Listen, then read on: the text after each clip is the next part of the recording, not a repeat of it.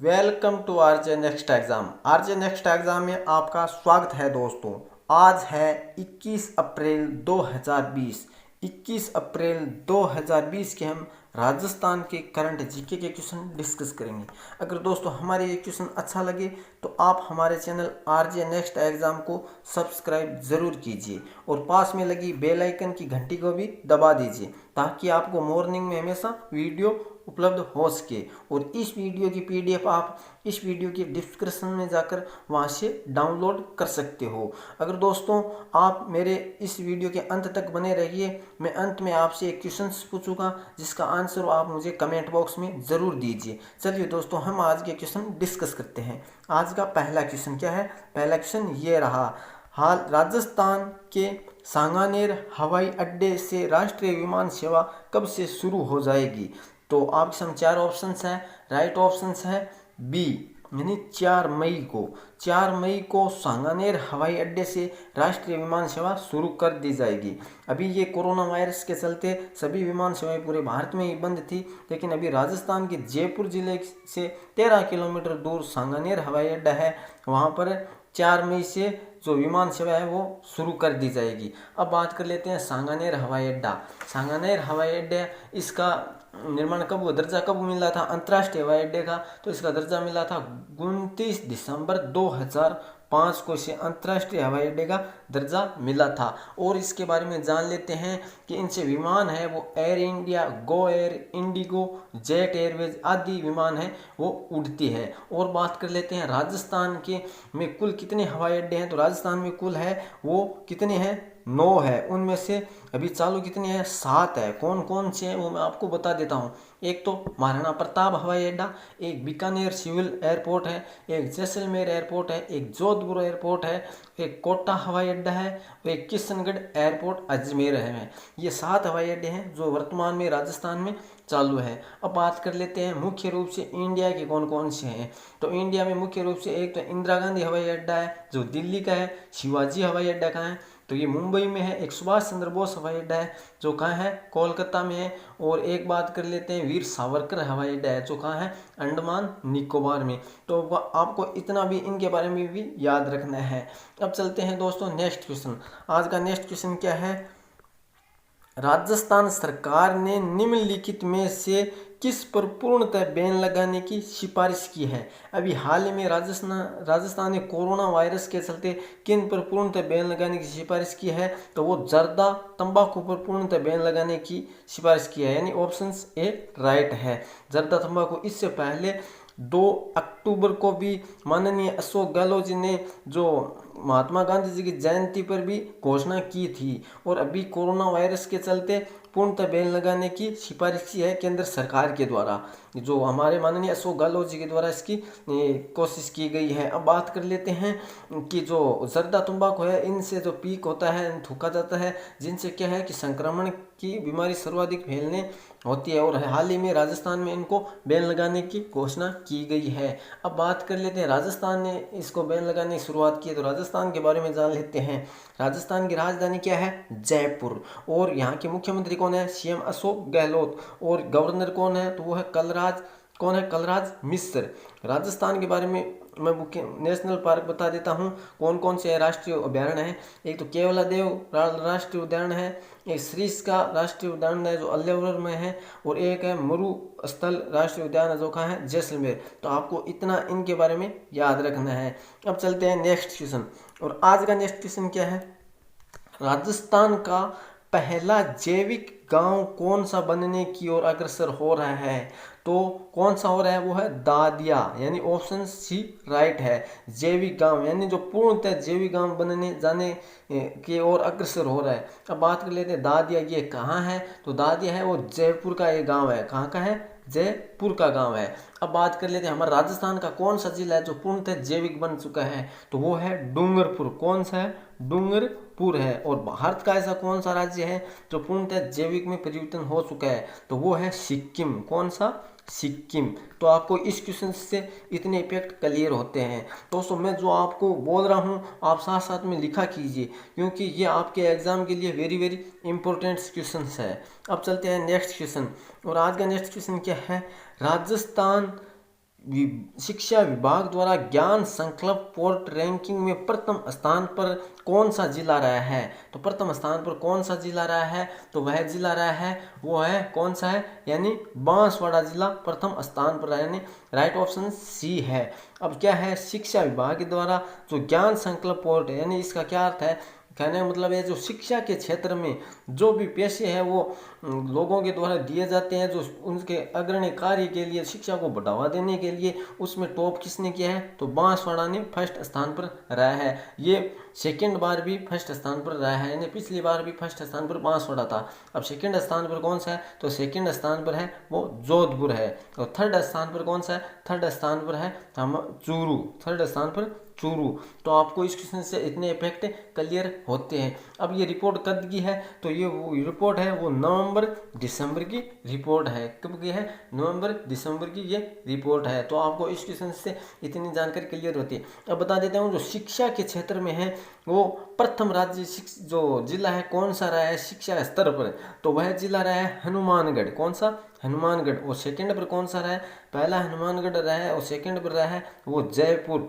और थर्ड स्थान पर कौन सा रहा है? गंगानगर रहा है। और उसके अंतिम स्थान बता देता हूँ, अंतिम स्थान पर रहा है वो रहा है प्रतापगढ़। 33वें स्थान पर कौन सा रहा है? प्रतापगढ़। तो आपको टॉप 3 याद रखना है और अंतिम याद रखना है, जो आपके एग्जाम के लिए वेरी वेरी इंपॉर्टेंट है। अब चलते हैं नेक्स्ट क्वेश्चन। और आज का नेक्स्ट क्वेश्चन क्या है? हाल ही में 2020 के लिए आसियान की अध्यक्षता किसे मिली है? हाल ही में 2020 के लिए आसियान की अध्यक्षता किस देश को मिली है? तो वह क्या है? वियतनाम, यानी ऑप्शन सी राइट है। वियतनाम की राजधानी हनोई को इसकी अध्यक्षता मिली है। हनोई में इसकी जो आयोजन होगा। अब बात कर लेते हैं आसियान, ये है क्या? तो ये जो एशिया का दक्षिणी देशों का एक संगठन है। क्या है? एशिया के दक्षिण देशों का एक संगठन है, जिसका मुख्यालय कहाँ है? जिसका मुख्यालय है इंडोनेशिया की राजधानी जकार्ता। पूर्वी राजधानी है जकार्ता, इसका मुख्यालय है। अब बात कर लेते हैं आसियान का मुख्यालय कहाँ है? जकार्ता है।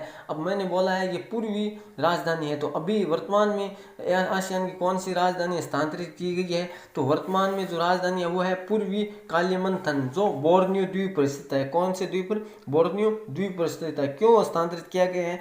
क्योंकि जो जकार्ता कैपिटल है वो दुनिया का सबसे तेजी से डूबता हुआ वो शहर बन चुका है। यहाँ पर समुद्र जल का स्तर है वो तेजी से बढ़ रहा है, जिसके कारण यहाँ की सरकार ने राजधानी को स्थानांतरित करने का निर्णय किया गया है। जो पूर्वी कालिमंथन है बोर्नियो द्वीप पर स्थानांतरित करने का निर्णय लिया गया है। अब बात कर लेते हैं दोस्तों, इसके साथ आसियान है। आसियान की स्थापना कब हुई थी? तो आसियान की स्थापना हुई थी 8 अगस्त 1961 को आसियान की स्थापना हुई थी। और बात कर लेते हैं इसमें प्रेजेंट समय में कितने देश हैं? तो 8 देश सम्मिलित है। तो आपको इस क्वेश्चन से इतने इफेक्ट क्लियर होते हैं। दोस्तों मैं जो आपको इस क्वेश्चन के साथ स्टैटिक जीके भी क्वेश्चन क्लियर कराते हैं, यानी इसके साथ जुड़े हुए जितने भी जो चयन है इसकी जो जुड़े हुए क्वेश्चन है वो क्लियर कराते हैं, ताकि आपको लंबे समय तक याद रह सके। अब चलते हैं 6 नंबर क्वेश्चन क्या है?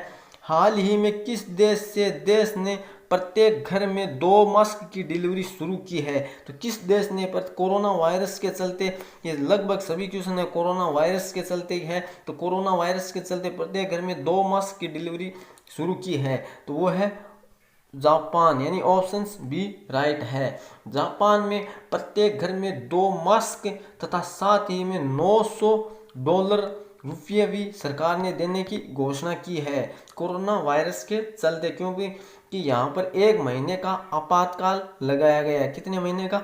1 महीने का जापान सरकार के द्वारा आपातकाल लगाया गया है। अब बात कर लेते हैं जापान के बारे में। तो जापान की राजधानी क्या है? जापान की राजधानी है वो टोक्यो। और यहाँ की मुद्रा को क्या कहा जाता है? येन कहा जाता है। क्या कहा जाता है? येन कहा जाता है। और यहाँ के प्रेसिडेंट कौन है? Shinzo Abe. तथा यहाँ की संसद को क्या कहा जाता है? बहुत सारे एग्जाम में संसद यहाँ की संसद को कहा जाता है डाइट। क्या कहा जाता है यहाँ की संसद को? तो डाइट कहा जाता है। ये बहुत सारे एग्जामों में संसद के बारे में क्वेश्चन पूछा जाता है। और अब बता देता हूँ रशिया की संसद को क्या कहा जाता है? तो रशिया की संसद को कहा जाता है ड्यूमा। क्या कहा जाता है? ड्यूमा। और यहाँ के प्रेसिडेंट कौन है? Shinzo Abe. तो आपको इस क्वेश्चन से इतनी जानकारी दोस्तों क्लियर होती है। अब चलते हैं नेक्स्ट क्वेश्चन। आज का नेक्स्ट क्वेश्चन क्या है? हाल ही में किस राज्य में ग्रीन प्रिंट वाइपर की एक नई प्रजाति खोजी गई है? तो वो है अरुणाचल प्रदेश, यानी ऑप्शन ए राइट है। ये ग्रीन प्रिंट वाइपर है क्या? तो ये एक विषैले सांप की प्रजाति है जो अरुणाचल प्रदेश में खोजी गई है। अब बात कर ले जो जहरीला सर्प है दुनिया का, और यहाँ पर नई प्रजाति ये खोजी गई है। अब बात कर लेते हैं अरुणाचल प्रदेश में खोजी गई है, तो अरुणाचल प्रदेश के बारे में जान लेते हैं। अरुणाचल प्रदेश की राजधानी क्या है? ईटानगर। और यहाँ के सीएम कौन है? पेमा खांडू। और यहाँ के गवर्नर कौन है? तो वो है ब्रिगेडियर बीडी मिश्रा। कौन है? Brigadier BD Mishra. तो आपको ईटानगर, आपको है अरुणाचल प्रदेश के बारे में इतना याद होना चाहिए। भारत में सर्वप्रथम जो सूर्योदय होने वाला राज्य कौन सा है? तो अरुणाचल प्रदेश है। और बात कर लेते हैं अरुणाचल प्रदेश के बारे में, जो नेशनल पार्क है मुख्य वो है नामदफा नेशनल पार्क। क्या नाम है? नामदफा नेशनल पार्क, जो वेरी वेरी इंपॉर्टेंट है। और इसके बारे में जान लेते हैं कि इन्होंने एक ऐप, कोरोना वायरस के चलते एक ऐप शुरू किया था जिसका क्या नाम था? मी डी एव। क्या? मी डी एव ऐप है। तो इतना आपको इस क्वेश्चन से याद रखना है। अब चलते हैं नेक्स्ट क्वेश्चन, और आज का नेक्स्ट क्वेश्चन क्या है? हाल ही में रिपोर्ट के अनुसार दुनिया का डिजिटल निपुण राष्ट्र कौन सा बना है? हाल ही में रिपोर्ट के अनुसार दुनिया का सबसे डिजिटल निपुण राष्ट्र कौन सा बना है? तो वह बना है हमारा देश भारत, यानी ऑप्शन बी राइट है। हमारा भारत है, क्योंकि भारत के पास एक विशाल जनरल जेड वर्क फोर्स है। क्या है? जेड है वर्क फोर्स है, जिसके चलते इसका निर्माण कब हुआ था? तो 1995 से 2009 के मध्य इनका निर्माण हुआ, जिसका नाम है जनरेशन जेड, जिसके चलते है वो भारत है वो डिजिटल निपुण में फर्स्ट स्थान पर रहा है। अब सेकंड स्थान पर कौन सा देश रहा है? तो जो यूके रहा है, यूके राष्ट्र है, जिसमें कुल 4 देश है। तो आप दोस्तों मुझे कमेंट में चारों देश के नाम जरूर बताइए, यूके के अंतर्गत 4 देश कौन सा है, तथा इनसे एक अलग देश कौन सा है जो इनको अलग, इनसे छोड़कर अलग हुआ है, वो भी आपको मुझे कमेंट बॉक्स में बताना है। और तीसरा देश बना है यूएसए। कौन सा? यूएसए थर्ड देश बना है। तो आपको इतना इस क्वेश्चन के बारे में याद रखना है। अब चलते हैं आज का अगला क्वेश्चन। आज का अगला क्वेश्चन क्या है? हाल ही में किस राज्य सरकार ने कोरोना रोगियों को 10,000 रुपये देने की घोषणा की है? तो किस राज्य सरकार ने 10,000 रुपये देने की घोषणा की है? तो वह कौन सा राज्य है? तो आपके सामने राइट है। राइट ऑप्शन क्या है? वो है यानी मध्य प्रदेश, यानी ऑप्शन ए राइट है। मध्य प्रदेश सरकार ने है जो कोरोना वायरस से पीड़ित रोगियों को 10,000 रुपये देने की घोषणा की है, जो ठीक हो गए हैं, जो कोरोना से पीड़ित थे और अभी वर्तमान में ये ठीक हो गए, उन्हें 10,000 रुपये देने की घोषणा मध्य प्रदेश सरकार ने की है। तो मध्य प्रदेश सरकार ने की है। मध्य प्रदेश सरकार के बारे में जान लेते हैं। मध्य प्रदेश की कैपिटल क्या है? तो मध्य प्रदेश की कैपिटल है भोपाल। और यहाँ के सीएम कौन है? अभी हाल ही में बने हैं शिवराज पाटिल, जिन्हें मामा के नाम से जाना जाता है। तथा यहाँ के गवर्नर कौन है? वो है लालजी टंडन। तो आपको मध्य प्रदेश के बारे में इतना याद रखना है दोस्तों। अब चलते हैं अगला क्वेश्चन। हमारा अंतिम क्वेश्चन क्या है? अंतिम क्वेश्चन है हाल ही में shuttling the top the story of PV Sindhu पुस्तक के लेखक कौन है? यानी shuttling the top the story of PV Sindhu पुस्तक के लेखक कौन है? तो वह है कृष्ण स्वामी वी, यानी ऑप्शन डी राइट है। ये shuttling the top the story of PV Sindhu है। इस पुस्तक का जो लेखक कौन है? वो है कृष्ण स्वामी। अब ये पुस्तक किसकी है? तो ये पीवी सिंधु की पुस्तक है। पीवी सिंधु कौन है? तो भारत की बैडमिंटन खिलाड़ी है पीवी सिंधु। जो कहाँ की है? तो ये हैदराबाद की है। हैदराबाद किस राज्य की कैपिटल है? तो तेलंगाना की राजधानी हैदराबाद है। ये भी आपको याद रखना है। पुलेला गोपीचंद के बारे में, जो पीवी सिंधु के बारे में, पूरी जीवनी के बारे में ये पुस्तक लिखी गई है, जिनके बारे में ये भी लिखा गया है कि ये जब प्रशिक्षण करती थी, कहाँ पर? जो पुलेला गोपीचंद एकेडमी है, तो वो अपने जो घर से वो 40 किलोमीटर ट्रेन का सफ़र करके हर रोज़ यहाँ पर पुलेला एकेडमी कोचिंग में प्रशिक्षण करती थी। और बात कर लेते हैं पीवी सिंधु के कोच का क्या नाम है? पीवी सिंधु का कोच का नाम है पुलेला गोपीचंद। ये भी आपको याद रखना है। बैडमिंटन खिलाड़ी है पीवी सिंधु। एक किस चीज़ की ब्रांड एम्बेसडर है? तो है पेप्सिको की ब्रांड एम्बेसडर कौन है? पीवी सिंधु है। तो आपको पीवी सिंधु के बारे में इतना याद रखना है दोस्तों। अब चलते हैं लास्ट वीडियो क्वेश्चन। हमारा लास्ट वीडियो क्वेश्चन क्या था, हाल ही में किस देश ने ऑपरेशन लाइफलाइन उड़ान लॉन्च किया है। तो आपके सामने 4 ऑप्शंस था। राइट ऑप्शंस क्या, राइट ऑप्शंस है यानी भारत, यानी ऑप्शंस बी राइट है। भारत सरकार ने ऑपरेशन लाइफलाइन शुरू किया था, जो कोरोना वायरस के चलते जो उद्गम ऐसे स्थान थे जहाँ पर हम वाहन के जरिए नहीं पहुँचा सकते सामग्री को, चिकित्सा संबंधित सामग्री को तथा भोजन से संबंधित जो लोगों को पहुँचाने के लिए सामग्री को, उस स्थान पर ये हवाई एयरलाइन शुरू की गई, जो भारत के द्वारा शुरू की गई, जहाँ पर ऑपरेशन लाइफलाइन शुरू किया गया था। और बहुत सारे दोस्तों ने इसके बारे में डिटेल से भी बताया। एक बार मैं फिर से कहूँगा कि आपको जिस क्वेश्चन के बारे में जितना आता है लिखा करें, क्योंकि आप जो लिख देते हो उसे आप कभी नहीं बोल सकते हो। अब चलते हैं आज का क्वेश्चन। आज का क्वेश्चन क्या है, कोविड-19 के लिए रैपिड परीक्षण करने वाला देश का प्रथम राज्य कौन सा बना है। तो आपके सामने 4 ऑप्शंस है। राइट ऑप्शंस के बारे में मुझे जो कमेंट करके बताना है। और दोस्तों अगर मेरा ये वीडियो आपको अच्छा लगा तो मेरा चैनल RJ नेक्स्ट एग्जाम को सब्सक्राइब जरूर कीजिए। धन्यवाद दोस्तों।